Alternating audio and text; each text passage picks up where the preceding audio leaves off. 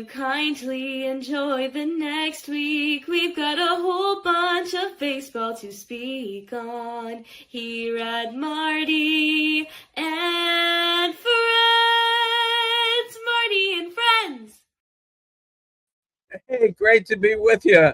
It's nice to be with you here live from Chase Field in Arizona, in Phoenix, Arizona, as the Giants get ready to take on the Diamondbacks today. So it's great to be at the ballpark.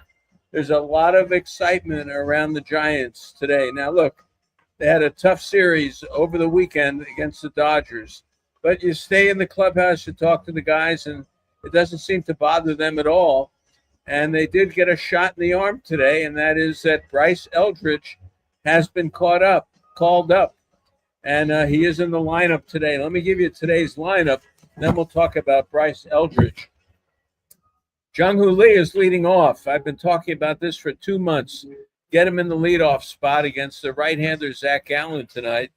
Ramos has been in a little bit of a slump, and Lee is a guy who can get on base and make stuff happen. Adames hits second. He's back in the 2 spot. Devers hits third. Chapman fourth. And then Bryce Eldridge, they are not messing around with him. They're putting him in the 5 spot tonight. Ramos hits sixth. Bailey hits seventh. Schmidt hits eighth. And then little Drew Gilbert is hitting ninth tonight. And Kai Wei Tang is on the hill. By the way, tomorrow, they do not have any idea who's going to pitch tomorrow. But in talking to Bob Melvin, he said it's probably going to be one of those 3 or 4 inning guys that will go, and he'll try to piece it together from there. But the big news is Bryce Eldridge. And being here at the ballpark, I did get to talk with him, and he did meet the media. And he is a very savvy kid. And he's been working with media consultants for a number of years. He knew he was going to be a ball player. And when he talks to the media, he talks very confidently and very carefully. But he's well-spoken, and he is ready to play baseball in the major leagues. And there's not a lot bothering him. The story that you'll hear tonight is that he was at the airport apparently when he got the call, and his luggage was on the carousel leaving at that point, heading to Sacramento, and they had to get his luggage back off of the carousel, and his equipment never made it, and he's got other equipment tonight, and he called his mother, and she didn't answer the phone, and finally they caught up with her later, and he talked to his dad as well, and it's all the typical rookie stories that you're going to hear as part of the broadcast tonight. But look, we talked to Buster Posey as well tonight, and Buster said, if you look at his hard hit rate in minor league baseball, it's one of the best in baseball. And they have a lot of confidence that Bryce Eldridge is going to be able to make it. So we'll see. We'll see how they work him. He's a big kid. When he stood up with size 14 shoes, and he didn't even have his shoes yet. But, they're going to pitch him down. They're going to pitch him soft stuff away and see how he deals with it. He probably can hit the fastball. And they, generally challenge a kid with the fastball right away. But I think with him, you're going to see more off-speed stuff. Zach Gallen will work that way against him. So that's Eldridge tonight. He is the right-handed DH for the time being. He feels very confident that his defense is good enough to play first base for the Giants in the major leagues. He's worked on it, and everyone seems to think that he's mastered it to some extent where he could play.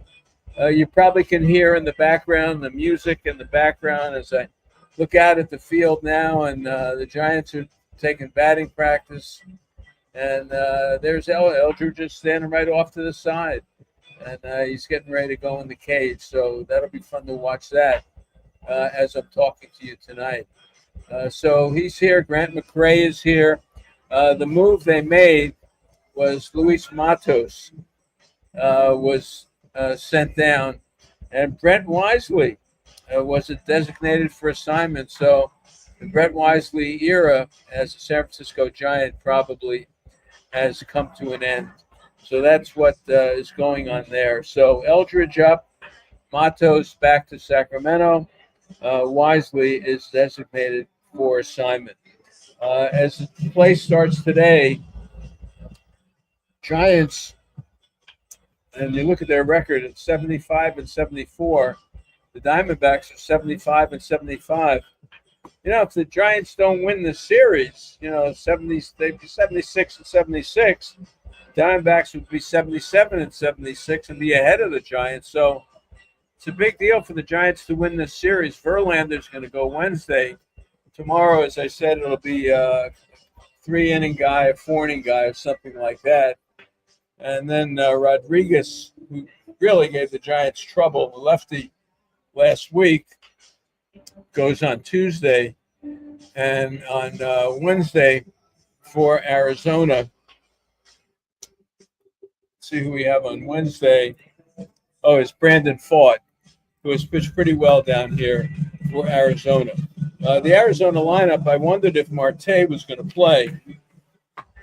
And one of the folks I asked sort of sarcastically said, we'll see how he feels today. So Marte, who a couple of years ago had a very, very tough season, and then all of a sudden he broke loose the next year. And, of course, when he broke loose the next year, he got the big contract. And now this year he's a little bit more hit and miss for Arizona. They need him. But Perdomo, who works that count big time, is going to lead off. Tang is going to need the sweeper. He's going to need it, and he's going to have to throw strikes. Melvin made a huge mistake last week with Tang, leaving him in there, and then he got lit up.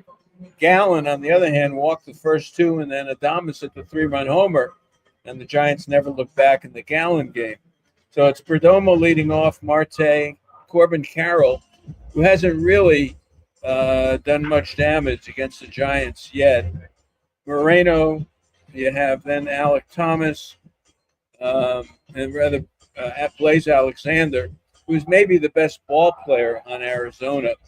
Then Vargas, Thomas, McCann, and McCarthy, who's got that tremendous speed. You always have to watch out for him.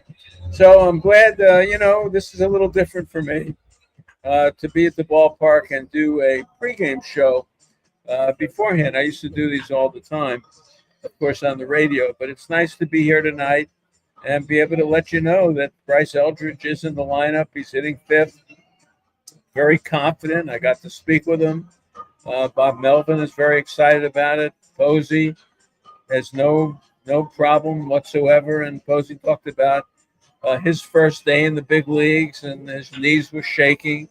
And Bob Melvin, who was with the Tigers his first day in the big leagues, got 2 doubles in that game. So it's memorable for whatever's going to happen with this kid tonight.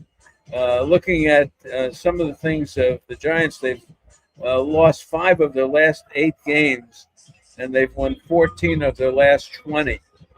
So this isn't, and I said this on the show yesterday with Eric and Rick and Glenn Kuiper. The Giants are not hitting right now. They've got under double digits in hits, and that's been going on for about 7 games or so. And, I look at some of the game notes that I've got, and Ramos was 3 for 26 with a homer and 4 runs scored in his last 7 games. For Jung-Hoo Lee, he's hitting the ball 43 for 136, but he has not hit the ball the last couple of games. So you got that going on. So that's what we have going on. All right.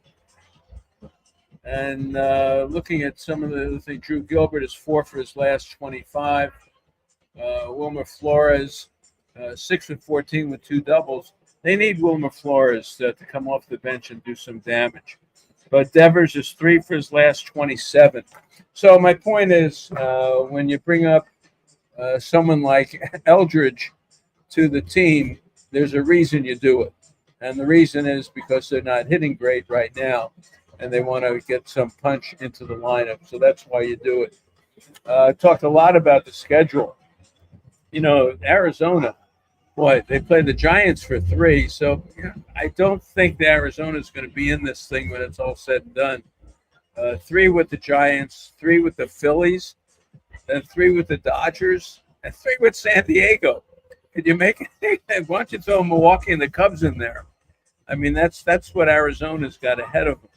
The Mets, though, Anthony, hello. I'm glad to have you here. Glenn, if you're watching, I wish you were here with me doing this. I just saw Dwayne for a second ago. The Mets, San Diego for 3. Now, the Mets do not, if I'm not mistaken, do not play today, and they'll start that series tomorrow. Then Washington for 3. And I'll say that, I'll say this. Washington's starting to play. And if you look at their last 11 or 12 games, I think they've won like 8 of them. Washington is a team that is a perfect spoiler. Then the Mets with one of the worst road records in baseball. This is why next week, I'm telling you, just get through this week. Just get through this series and the Dodgers series and be 1 back, 2 back, even 3 back. Even 3 back, I think it's doable. I really do. I mean that. The last week, the Mets go on the road for 3 with the Cubs and 3 with Miami. Now, you get Alcantara in that series. You get Yuri Perez in that series. You get Mazer, who's pitched for them. You got some damage, and they got some hitting. And the Cubs could be playing for a seed at that point. Probably not. It'll be Milwaukee and Philly in the 1 and 2 spots. But who knows where the Cubs will be vis-a-vis the Brewers at that point. You don't know in the division. So my point is this. The Giants next week, and you hate to look ahead because they'll end up going 1 and 6 against Arizona and the Dodgers, and that'll be the end of it. But you look ahead to next week, you say, come on. This is a ball club that is going to get 3 with the Cardinals, a team that's really fallen apart, and they can hurt you.